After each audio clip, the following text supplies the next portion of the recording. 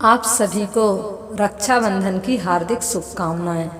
जैसे कि हम सभी जानते हैं कि रक्षाबंधन का त्यौहार भाई और बहन के पवित्र रिश्ते का प्रतीक है। इस दिन बहनें अपनी भाई की कलाई पर रक्षा सूत्र बांधकर उसकी दीर्घायु की प्रार्थना करती हैं। तो ये रक्षा सूत्र है। ये रक्षा सूत्र क्या है?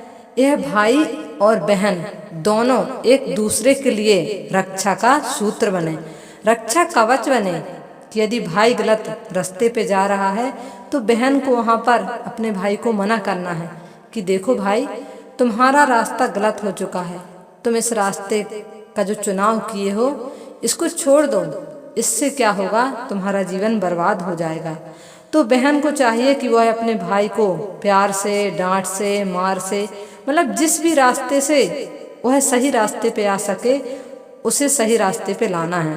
और यहाँ भाई को भी चाहिए कि बहन यदि उसकी कोई गलत रास्ता पकड़ ली है, कभी ऐसा कोई कार्य कर दी है जिसके कारण से जितने लोग हैं उन सबकी नाक नीची हो रही है, समाज में उनका नाम नीचे हो रहा है, सब लोग उसकी बदनामी कर रहे हैं, तो उसे समझाएं कि देखो बहन, हमें कभी भी भावुकता में आकर अपने जीवन का कोई भी फैसला नहीं लेना चाहिए। यदि तुम कभी कोई गलत काम कर ली हो या तुमने भी गलत रास्ते का चुनाव किया है तो अभी भी समय है, तुम सही रास्ता पकड़ लो। तो ये जो रक्षा सूत्र है भाई बहन दोनों के लिए है।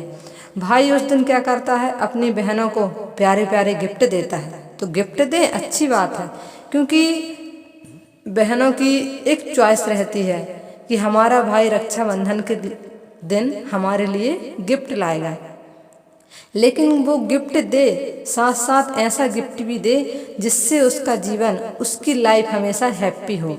उसको हमेशा सेल्फ बनाना सिखाएं कि देखो बहन, तुम पढ़ लिख रही हो तो तुम सबसे पहले अपनी रक्षा करना सीखो।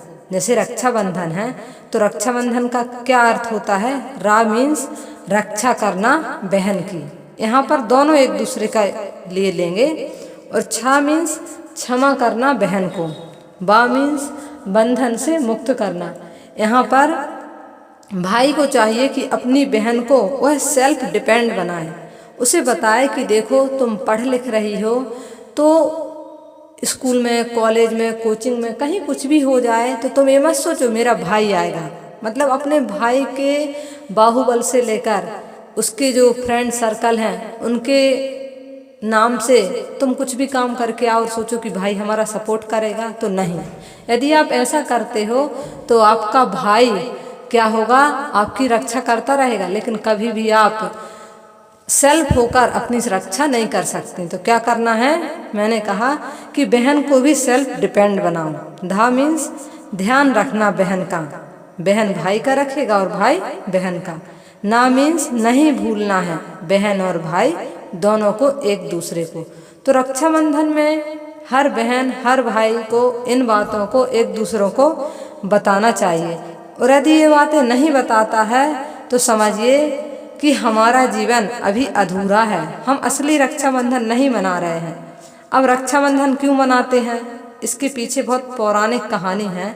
कहते हैं कि रक्षाबंधन की शुरुआत कब और कैसे हुई, इसको लेकर भी बहुत सी कहानियां लोग बताते हैं, लेकिन हम एक बात बता रहे हैं कि रक्षाबंधन का जो आरंभ है वो सतयुग में हुआ था।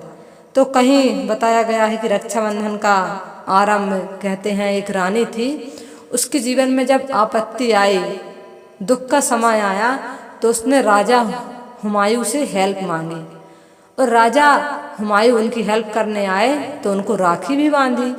इसी तभी से कहते हैं रक्षाबंधन चलने लगा। तो ये रक्षाबंधन की बातों को आप सभी लोग अपने दिमाग में सेट कर लें और इस त्योहार को बड़े प्रेम से, श्रद्धा से, एक दूसरे के साथ समर्पण से मनाएं। बस यही मेरा कहना था।